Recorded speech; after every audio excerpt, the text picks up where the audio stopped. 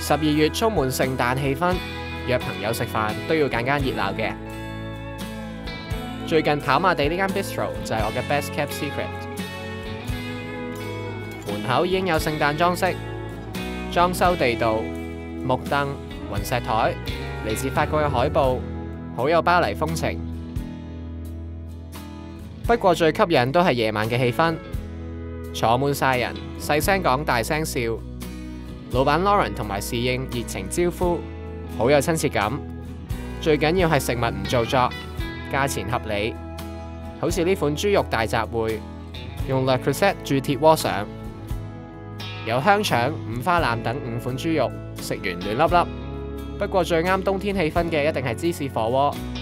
老闆用咗3款芝士加白酒溝咗鍋底，再點麵包食，熱辣又香濃。想食甜品，有呢款波爾多嘅特產 Cannoli， 帶微微酒香。